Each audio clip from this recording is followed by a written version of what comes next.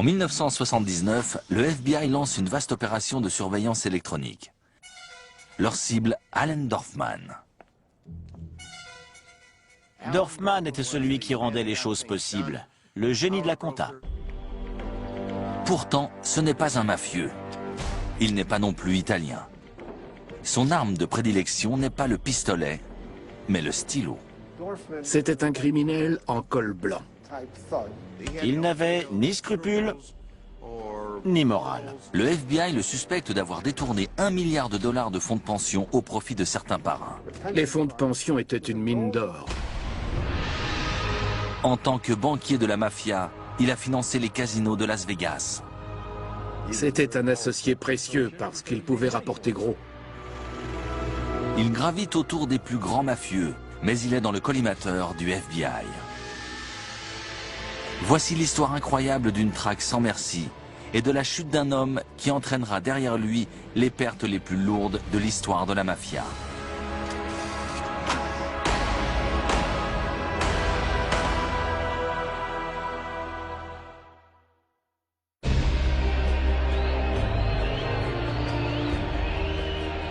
Avant de sombrer dans le crime organisé, Allen Dorfman sert dans le corps des Marines pendant la Seconde Guerre mondiale.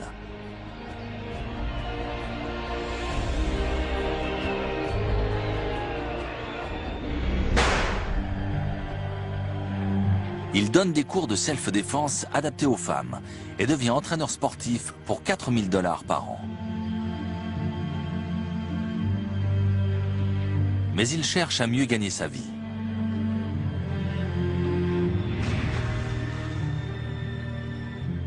Par chance, son beau-père pourrait être en mesure de lui donner un coup de pouce. Paul Dorfman, alias Red, est un mafieux de Chicago à l'ancienne.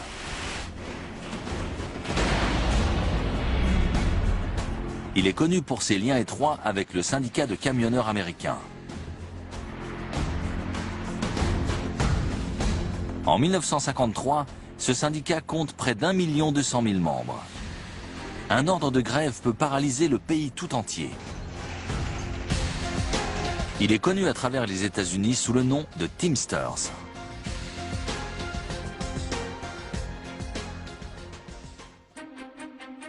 L'un de leurs représentants, Jimmy Hoffa, ambitionne de devenir président de ce syndicat puissant.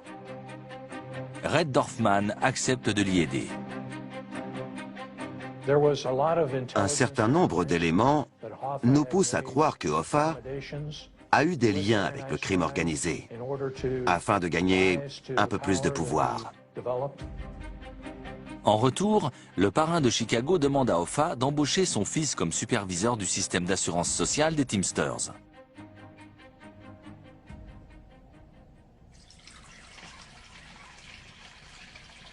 Peu importe qu'Allen Dorfman n'ait aucune qualification dans ce domaine et qu'il n'ait même jamais travaillé dans un bureau.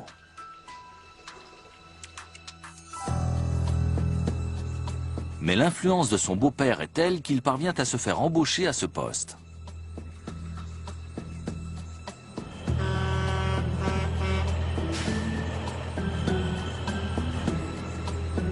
Tout employeur d'un camionneur affilié doit payer une prime d'assurance à l'agence de Dorfman. L'affaire se révèle très lucrative et l'argent commence à couler à flot.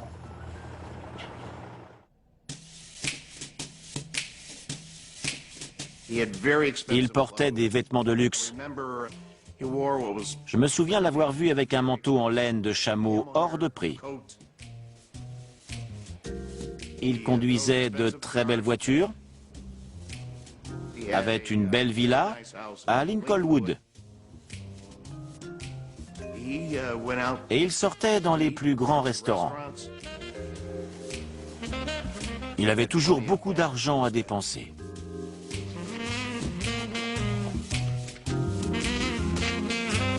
L'affaire est bonne pour les deux parties. En une dizaine d'années, Allen Dorfman devient millionnaire. Quant à Jimmy Hoffa, il gravit les échelons du syndicat. Mais il y a des nuages à l'horizon.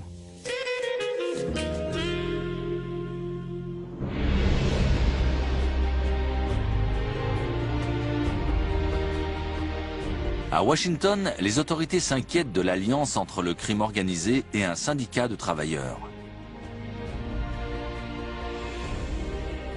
En 1957, la commission sénatoriale McClellan entame une enquête sur ce phénomène. Pour Jimmy Hoffa et Allen Dorfman, cela n'augure rien de bon.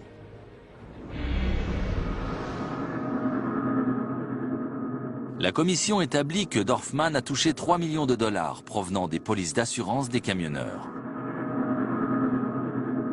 Une bonne partie provient de l'augmentation drastique des cotisations. Mais la tarification est libre. Les sénateurs ne peuvent rien y faire. En revanche, ils finissent par découvrir des pratiques illégales. Dorfman a encaissé plus de 330 000 dollars en cash pour des dépenses non spécifiées. Et Hoffa a touché un prêt qu'il n'a jamais remboursé.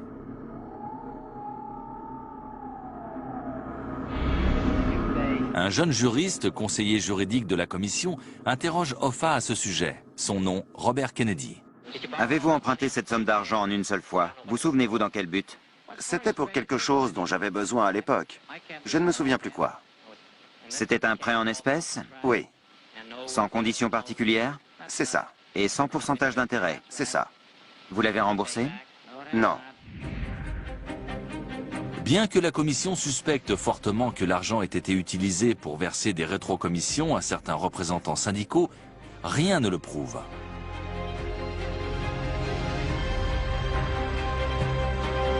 Hoffa et Dorfman peuvent repartir libres d'exploiter les caisses particulièrement garnies du syndicat.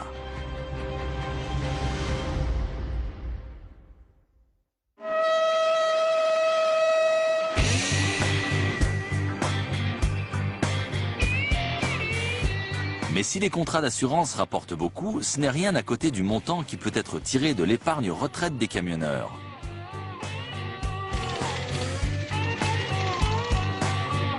Les cotisations mensuelles s'élèvent à des millions de dollars.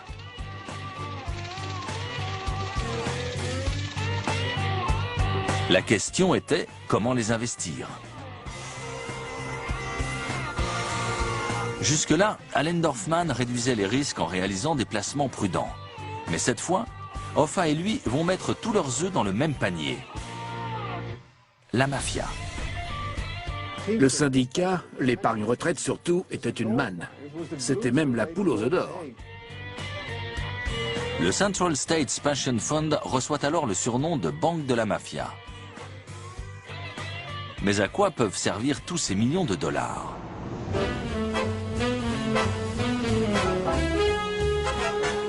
À construire des casinos au beau milieu du désert, à Las Vegas. Le premier casino était le Flamingo Hotel. Il a été construit par la mafia. C'est également elle qui a fait construire la plupart des autres. Le Stardust, le Fremont et le Desert Inn ont tous vu le jour grâce à l'argent de l'épargne retraite du syndicat des camionneurs. Dans les années 60, ils sont également contrôlés par la mafia. Dorfman a eu un rôle clé dans cette affaire. C'est grâce à lui que l'influence de la mafia s'est à ce point étendue à Las Vegas. Et les casinos rapportaient énormément aux mafieux de la région. Hoffa et Dorfman accordent 60 prêts pour un montant total de 91 millions de dollars. Et avec des conditions de remboursement peu contraignantes. Les emprunteurs n'avaient aucune garantie à délivrer. Aucune vérification de solvabilité n'était faite. C'est ce qu'une banque aurait commencé par faire avant d'accorder ses prêts. Il y a une raison qui pousse les deux hommes à prêter si facilement de l'argent. Ils reçoivent chacun une commission de 10% à chaque fois. Allen Dorfman a réalisé beaucoup de prêts et a touché un pourcentage sur chacun d'eux. Les sommes donnent le vertige. Imaginez que vous ayez un chantier à 900 000 $. Je vais augmenter le prêt à 1 million pour que vous me versiez ma commission de 100 000 $. Personne n'y trouvait rien à redire. Il y avait de l'argent pour tout le monde. La mafia n'aime généralement pas sortir d'argent. Mais Hoffa et Dorfman sont des hommes de confiance. Et tant pis si les camionneurs syndiqués se font léser au passage.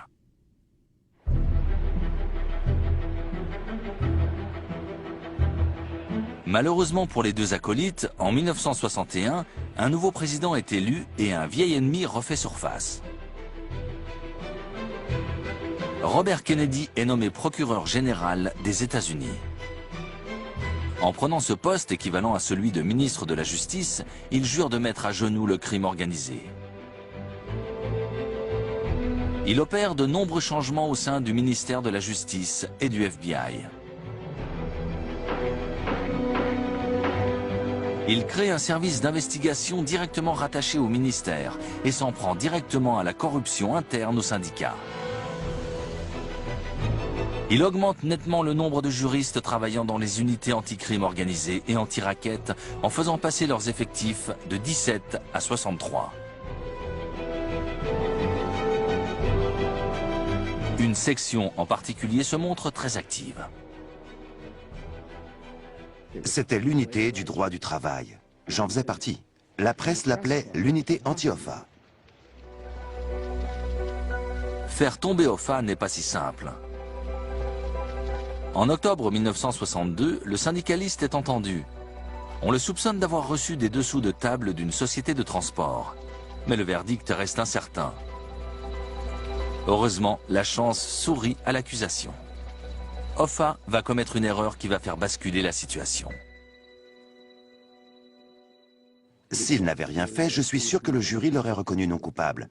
Il s'en serait sorti très certainement victorieux. En grand manipulateur, Hoffa ne peut pas se résoudre à courir de risques en laissant le jury libre de choisir. Il s'est senti obligé d'influencer le jury et il a été pris la main dans le sac. Il a donc été condamné pour obstruction à la justice.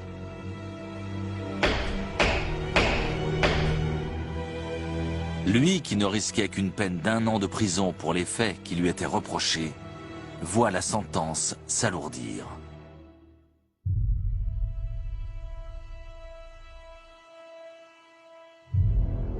Nous sommes devant la cour du district, où James Hoffa vient de se mettre à disposition de la justice pour purger sa peine de 8 ans de prison.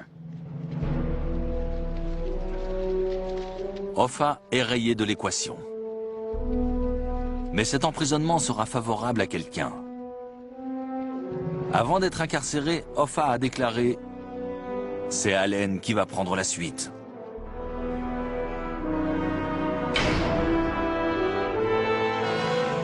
Ces quelques mots ont suffi à faire de l'ancien entraîneur sportif l'un des financiers les plus influents d'Amérique. Il contrôle désormais une montagne d'argent de 400 millions de dollars. On aurait pu le qualifier de PDG de la société Crime et compagnie, ou peut-être de directeur financier de la mafia, ce serait plus adéquat.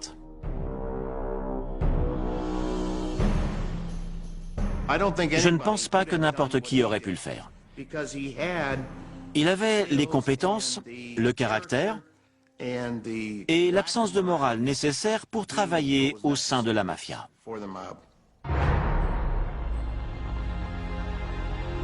Mais Allen Dorfman réalise qu'il n'a pas tout le contrôle qu'il voudrait. Les épargnes retraites sont trop importantes pour la mafia.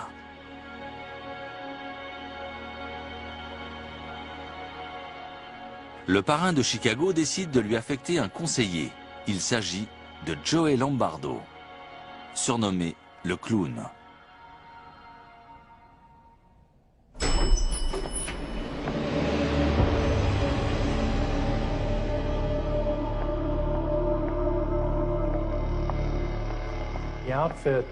Les mafieux ne faisaient pas confiance à Allen Dorfman. Ils ont donc envoyé Lombardo en tant qu'observateur. Joey le clown n'est pas un tendre. Il a gagné son surnom du fait de ses plaisanteries incessantes, mais c'est un malfrat patenté et un tueur impitoyable. Je pense que Lombardo ne respectait personne. Il avait une certaine estime pour ce que Dorfman faisait. Mais la seule personne qu'il appréciait, c'était lui-même. Ça n'allait pas chercher plus loin. Lombardo a supervisé les casinos de Las Vegas. Désormais, bien que n'ayant aucune fonction officielle, il épaule Allen Dorfman dans l'affaire des épargnes retraites.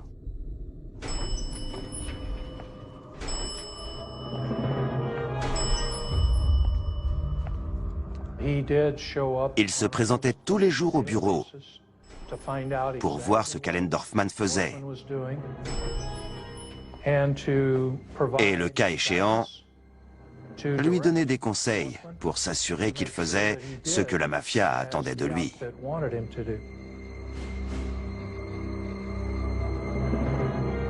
C'était bien le seul avec qui Dorfman ne se disputait pas.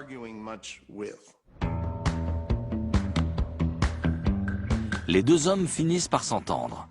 Avec le soutien de Lombardo, Dorfman approuve un prêt d'1 million de dollars servant uniquement à renflouer les caisses de la mafia. Tout le monde savait qu'il était dans les petits papiers de la mafia. Mais il n'était qu'un outil pour la Outfit de Chicago.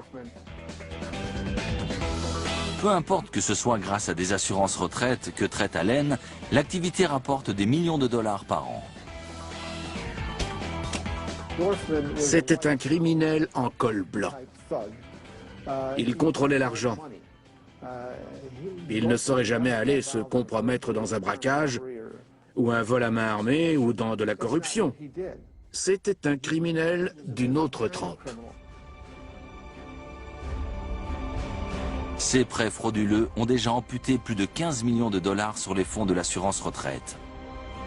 Mais Dorfman, lui, touche des milliers de dollars de commission à chaque nouveau prêt. Les affaires marchent si bien qu'il arpente les États-Unis dans un jet privé acheté à Frank Sinatra. Bien évidemment, le FBI ne reste pas les bras croisés.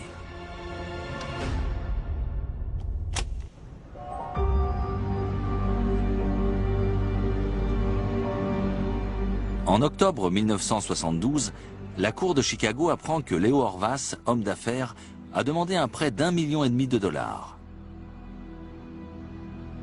Il a reversé personnellement une commission de 55 000 dollars en cash à Dorfman. 2 jours plus tard, le prêt était accordé. Cette fois, la manigance est démasquée et Dorfman reconnu coupable. Le banquier de la mafia est dans de beaux draps. Pour une raison inconnue, le magistrat ne condamne Dorfman qu'à 1 an de prison fédérale. Cette peine ne risque pas d'enrayer sa carrière. Bien au contraire.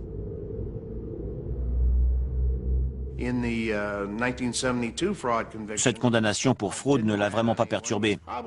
Ça a même plutôt assis sa réputation. Il a fait son temps et il a repris les affaires.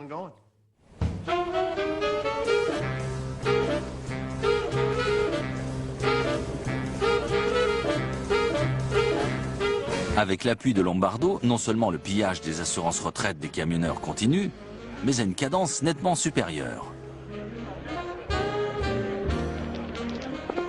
Entre 1972 et 1976, il approuve pour 186 millions de dollars de prêts afin de financer le développement des casinos de Las Vegas.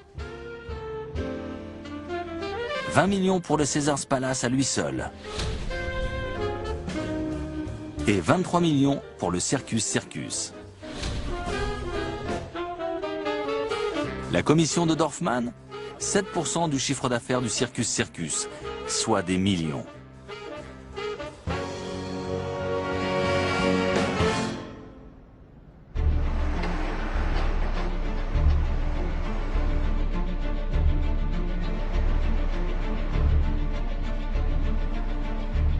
Mais le FBI n'a pas abandonné la lutte. En 1974, les éléments à charge sont suffisants pour inculper Dorfman et Lombardo pour le détournement d'1 400 000 $. Une fois encore, Dorfman risque une lourde peine de prison. L'un des témoins clés de l'affaire est un homme d'affaires, Daniel Seifert. C'est lui qui a dénoncé la fraude. S'ils parlent devant le jury, Dorfman et Lombardo vont tomber. La mafia n'hésite alors pas une seconde à protéger une telle source de revenus.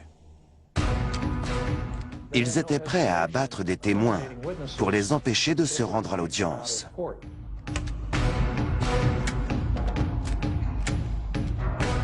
Un samedi, Daniel Seifert se rend à son bureau pour retrouver sa femme.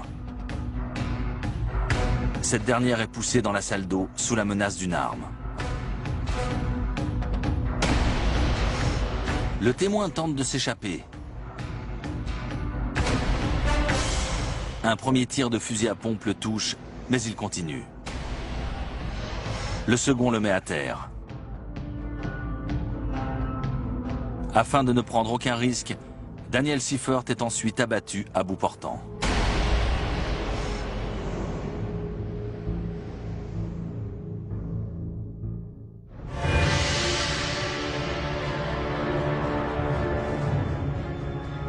Sans témoin, l'accusation tombe à l'eau.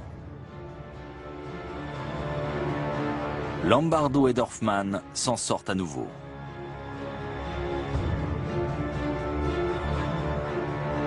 Pour le ministère de la Justice et le FBI, il est clair que Joe Lombardo et la mafia de Chicago sont prêts à tout pour permettre à Dorfman de poursuivre son œuvre.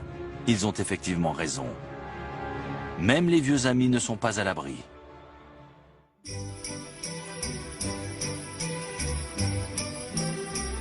Le 23 décembre 1971, Jimmy Hoffa bénéficie d'un cadeau de Noël inattendu. Une grâce du président Nixon. Mais sitôt sorti de prison, Hoffa veut plus que la liberté. Il veut retrouver son poste. Je n'ai jamais trahi un seul travailleur. J'ai toujours négocié les meilleurs contrats possibles. Personne ne peut le nier et personne n'essaie de le faire.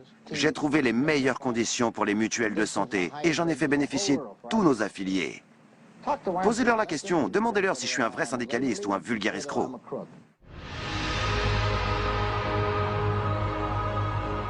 Pour les huiles de la mafia, la machine fonctionne très bien avec Dorfman à ses commandes. Ils peuvent très bien se passer du retour de Jimmy Hoffa. Ce dernier le prend très mal. Il commence à accuser ouvertement dans les médias la mafia d'avoir pris part à des faits de corruption et cherche à expulser les mafieux siégeant au syndicat. Il va même jusqu'à menacer de les empêcher de puiser dans l'épargne retraite. Jimmy Hoffa a vraiment cru qu'il arriverait à tenir la dragée haute à la mafia. Jamais il n'aurait pensé que ça allait finir de cette façon et que la mafia l'empêcherait de nuire.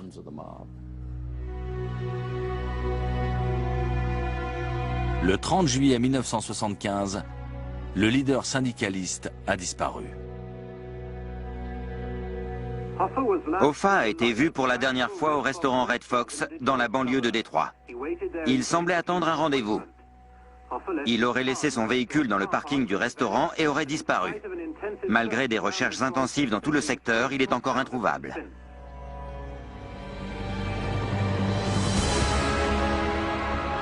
Le FBI affecte 2 agents à la recherche de Jimmy Hoffa. Il est officiellement déclaré mort en 1982. Son corps n'a jamais été retrouvé.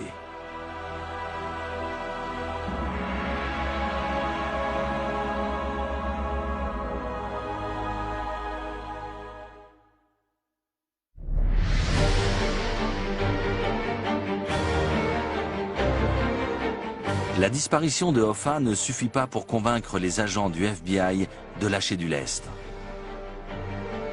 En 1978, le ministère de la Justice établit un nouveau plan d'attaque pour se débarrasser une fois pour toutes d'Allen Dorfman. Nous nous concentrions sur Dorfman parce qu'il était l'élément central de la fraude concernant l'épargne retraite des États du Centre. En l'arrêtant, non seulement la mafia perdra une source d'approvisionnement importante, mais les enquêteurs sont persuadés qu'ils pourront faire tomber de nombreux mafieux sur tout le territoire national.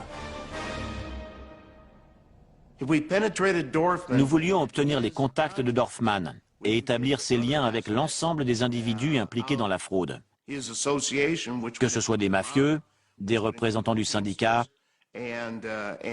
ou des représentants officiels du gouvernement.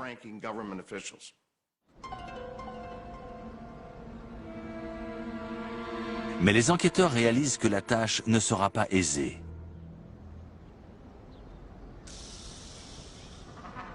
Afin d'avoir une chance de mener leur mission à bien, ils vont utiliser des moyens d'écoute à une échelle encore inédite.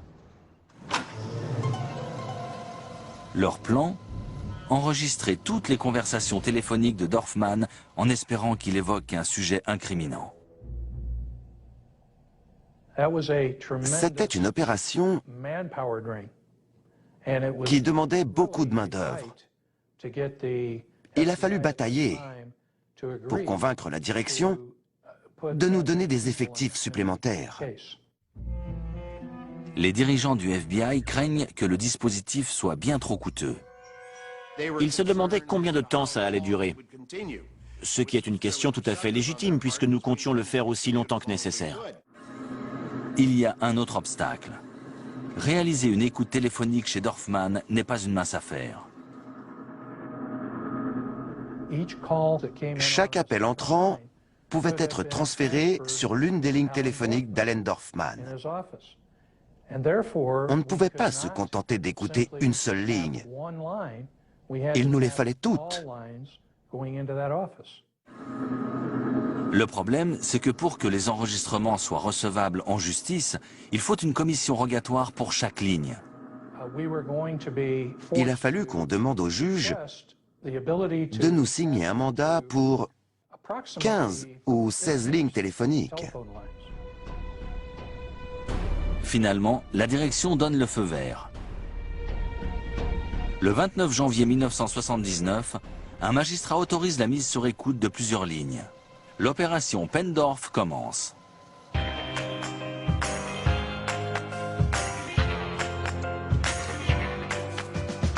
Le FBI loue des locaux près des bureaux de Dorfman afin que les lignes téléphoniques puissent être redirigées. Les agents écoutent la moindre de ces conversations. Tout à coup, son univers s'ouvre à eux. Dès le premier jour, ils enregistrent Dorfman en train de parler d'un détournement de 90 millions de dollars destiné à la construction du casino Aladdin à Las Vegas. Quand Allen Dorfman ne jouait pas au golf et qu'il ne se trouvait pas dans son bureau, vous étiez sûr de le voir aux côtés de gangsters, de répondre à leurs éventuels besoins et de faire jouer son influence. En clair, il se comportait presque comme le ferait un courtier en assurance de nos jours. Quelques jours plus tard, les enquêteurs vont en apprendre encore un peu plus. Le 2 février, ils sont sidérés de l'entendre tenir des propos évoquant un certain nombre de délits. Le détournement de fonds provenant de l'épargne retraite des camionneurs, l'élaboration de faux certificats d'or et même un complot pour tuer le président du syndicat.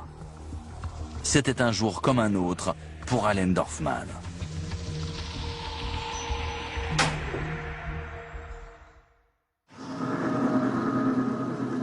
Au cours des 6 derniers mois suivants, le FBI écoute 112 000 appels, en enregistre plus de 3 500 et capte près de 1000 conversations.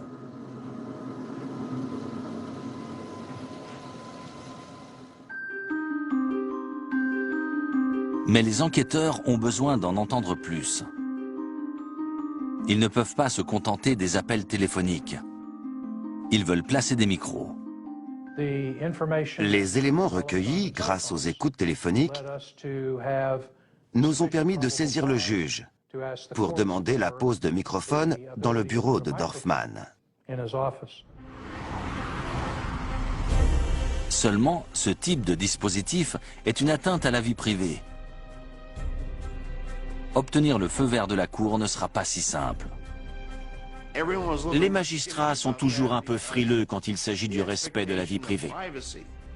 C'est un sujet délicat. Ce n'est pas facile d'obtenir une commission rogatoire pour placer des micros. Parce qu'il faut convaincre pas mal de monde à Washington que c'est nécessaire. Doug Roller se charge lui-même de convaincre le juge fédéral de lui octroyer le précieux sésame. Document en main, le FBI n'a plus désormais qu'à s'introduire dans le bureau de Dorfman.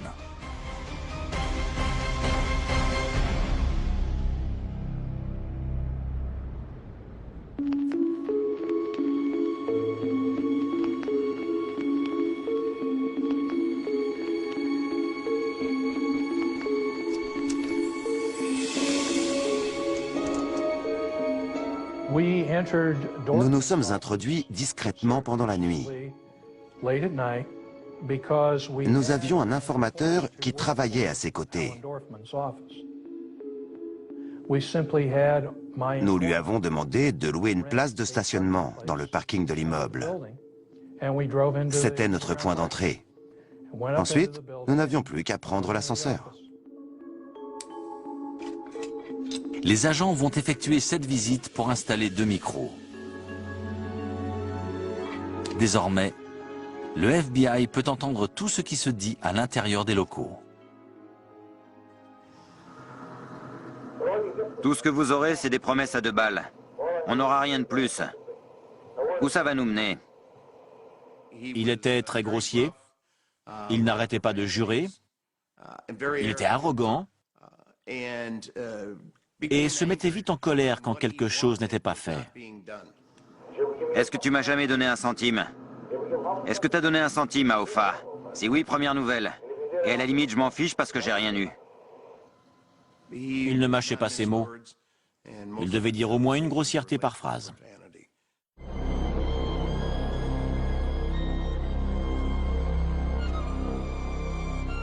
Les enquêteurs enregistrent une conversation entre Allen Dorfman et Joey Lombardo. Étonnamment, Dorfman se montre beaucoup moins agressif. Il pouvait hurler des ordres comme un sergent des Marines, mais quand il était avec quelqu'un de la mafia, comme un parrain de Chicago, il changeait totalement de comportement. Qu'est-ce qu'il en a tiré? Je dirais entre 3 et 5 millions de dollars. Entre 3 et 5 millions. Ça représente nos 25%. Ce pourcentage, on veut le récupérer très vite. Vous pouvez en faire la demande. On en fait la demande, il va avoir des ennuis. L'écoute de ces conversations ne faisait que confirmer ce que nous pensions de Lombardo. Nous les avons enregistrés pendant qu'ils lisaient le Wall Street Journal, le matin. Ils discutaient ensuite des articles. Et je peux vous dire qu'ils avaient tous les deux la même capacité d'analyse. Dorfman et Lombardo étaient 2 cerveaux.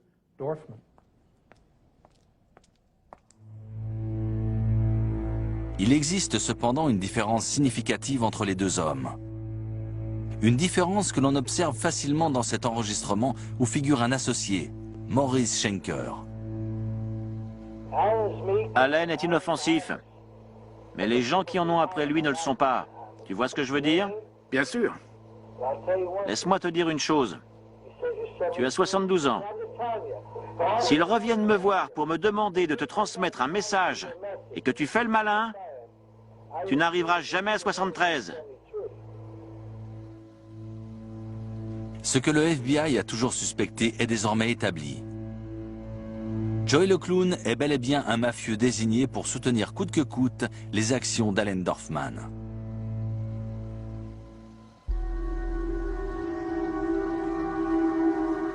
Plus de 2000 bandes d'enregistrement des conversations et des communications du banquier sont retranscrites.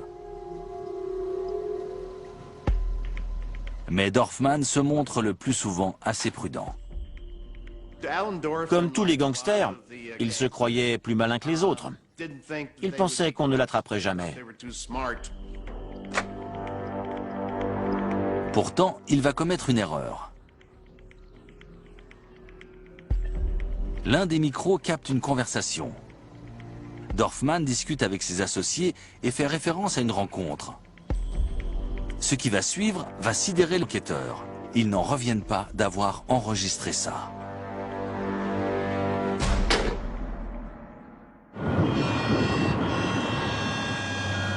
Roy L. Williams, le président du syndicat des camionneurs, voudrait obtenir l'annulation d'un projet de loi concernant le transport routier. Le texte est assez mal vu par le syndicat qui estime qu'il risquerait de nuire à leurs affaires.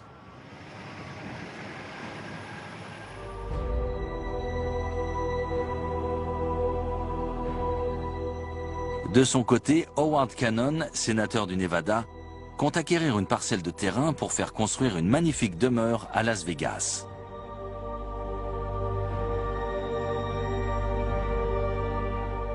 Or, un projet de construction d'un immeuble de 9 étages lui boucherait la vue. La parcelle sur laquelle il doit être construit appartient au syndicat des camionneurs.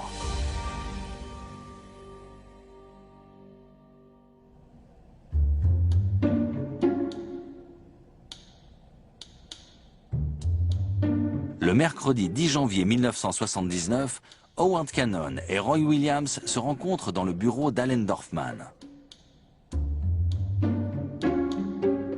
Le sénateur demande à Dorfman de régler le problème de vis-à-vis de sa future demeure. Williams, de son côté, demande au sénateur de se charger personnellement du projet de loi portant préjudice au syndicat.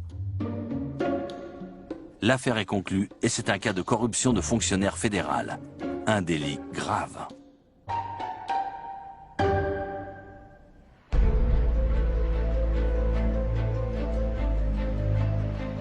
À Washington, le sénateur honore sa part du contrat.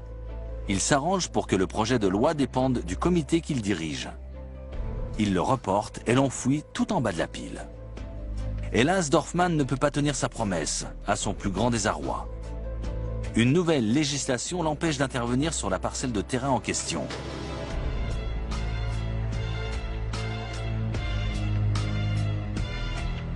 Sur les enregistrements, sa colère est palpable.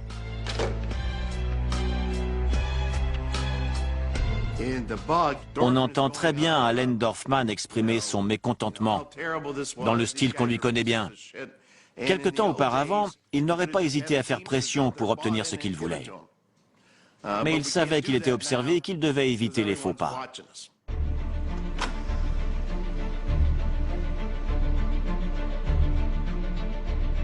Un micro caché dans son bureau enregistre une conversation le 21 mai 1979, juste après un appel du sénateur Cannon venu aux nouvelles. Embarrassé, Dorfman s'excuse pour le retard. Lorsqu'il raccroche, il discute avec un associé présent dans le bureau. C'était le sénateur Cannon. Comment il va? Quoi? Il s'est fait avoir à un point qui défie l'entendement. Est-ce qu'il s'est occupé de la déréglementation? Il te l'a dit? Bien sûr, mais on n'a pas tenu nos engagements envers lui. Je suis étonné qu'il me parle encore. Howard Cannon n'obtiendra jamais ce qu'il voulait. Mais le FBI, en revanche, oui. Les enquêteurs possèdent un enregistrement où l'on entend clairement Dorfman en train de corrompre un sénateur.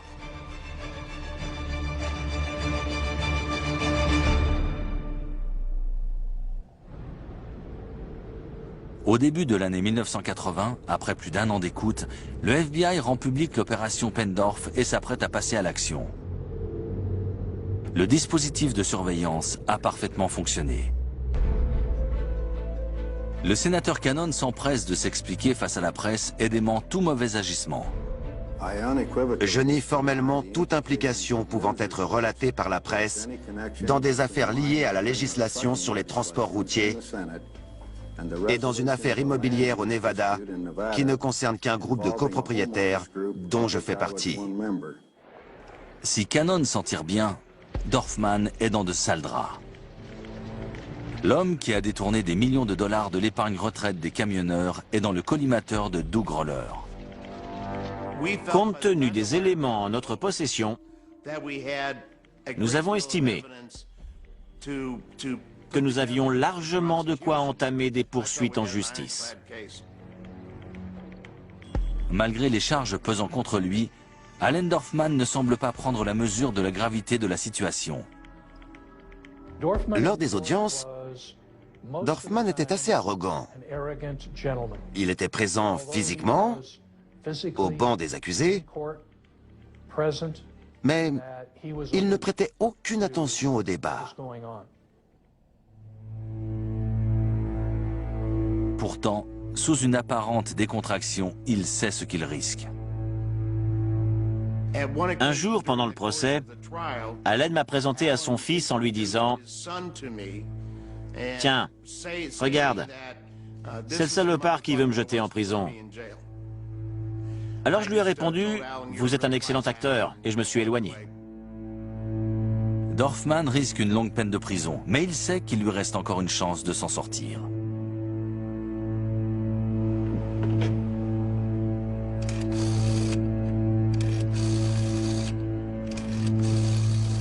Il peut compter sur d'autres soutiens que ses avocats.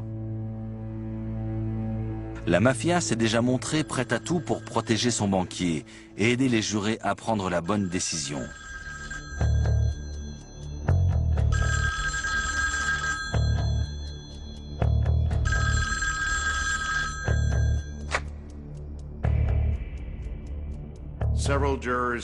Plusieurs d'entre eux ont reçu des appels téléphoniques très tôt le matin d'une personne à la voix grave. Elle leur aurait dit qu'ils ne connaissaient pas toute l'histoire. Lorsque les jurés signalent ces appels au président de la Cour, la décision est prise de mettre le jury au secret. Tous ses membres sont réunis dans un hôtel sous surveillance de la police.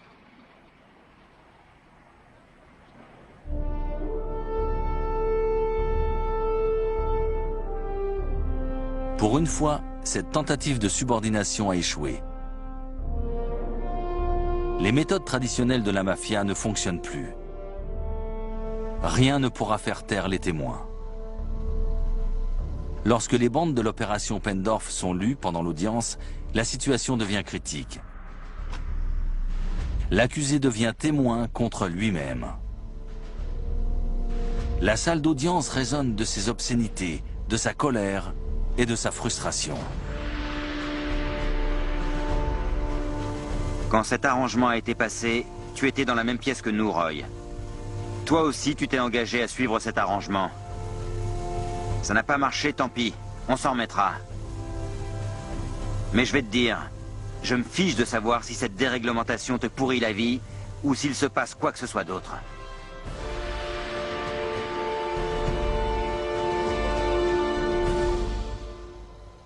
Le meilleur élément à charge que l'on puisse utiliser, ce sont les propres mots du défendeur.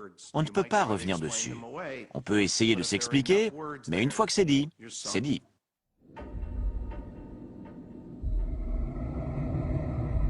Le 15 décembre 1982, Allen Dorfman est condamné pour les faits de corruption de fonctionnaires en la personne d'Howard Cannon.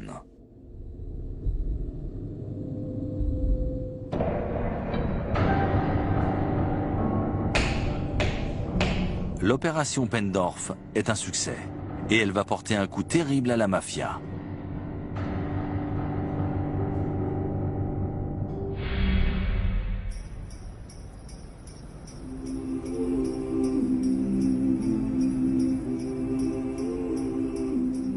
À Chicago, pour Allen Dorfman, c'est un Noël bien sombre. Remis en liberté sous caution, il devra bientôt se remettre à la justice pour purger sa peine de 55 ans de prison. Il ne lui reste plus que 2 mois de liberté, ce qui laisse le temps à la mafia d'agir.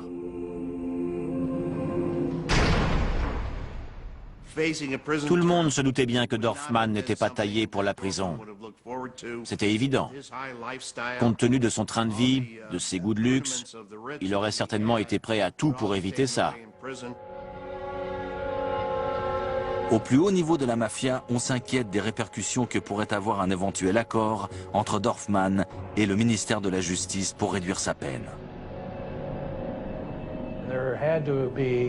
Ils se sont mis à craindre qu'Allen Dorfman se mette à coopérer avec le gouvernement dans le but d'aménager sa peine de prison et de la rendre la moins pénible possible. À 60 ans, une peine aussi lourde équivaut à la prison à vie. Les risques que Dorfman se confie à qui veut bien l'entendre sont grands. Allen Dorfman aurait pu nous révéler un nombre incalculable de secrets. Je crois qu'il aurait pu nous aider à nettoyer totalement des villes comme Cleveland, Chicago, Kansas City, Las Vegas et peut-être même Los Angeles. Il savait tout. Il a entendu des choses qu'il n'aurait pas dû entendre et vu ce qu'il n'aurait pas dû voir. Nous pensions qu'il serait enclin à accepter une diminution de peine en échange de sa collaboration. Mais la mafia a eu le même raisonnement. Nous n'avons même pas eu le temps de lui proposer. Du jour au lendemain, l'homme qui a enrichi la mafia pendant des années devient une menace. La décision est prise en haut lieu de placer un contrat sur sa tête.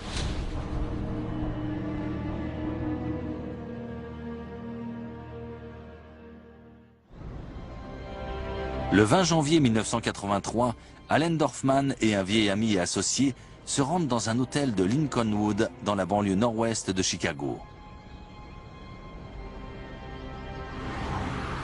Ce rendez-vous va en fait le mettre face à son destin.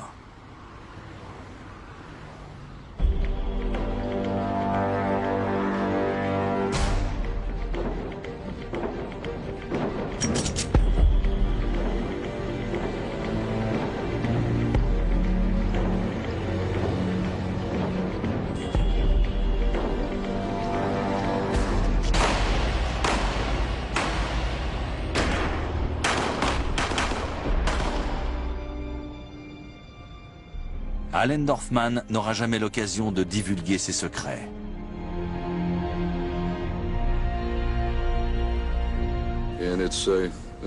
C'est un fait vérifié dans notre histoire.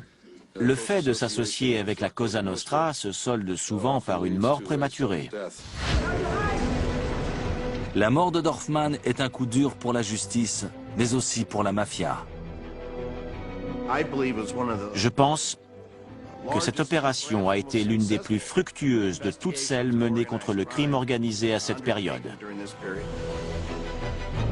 Du jour au lendemain, les mafieux perdent leur source principale de revenus. C'est un coup terrible porté à leurs finances. Personne n'a jamais pu prendre la place d'Allen Dorfman. La mafia n'avait plus accès à ses comptes en banque. Pour une fois, la mafia a mesuré les conséquences d'une exécution.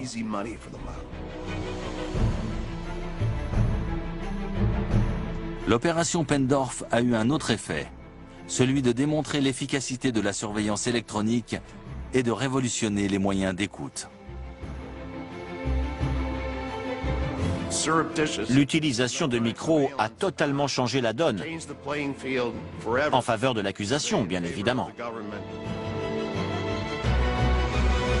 À partir de cet instant, le FBI aura de plus en plus souvent recours à ces moyens technologiques pour mettre hors d'état de nuire un grand nombre de mafieux en les confrontant à leurs propres dires. Il n'y a plus moyen de se cacher, plus de témoins à réduire au silence. Le FBI a trouvé l'arme ultime contre la mafia.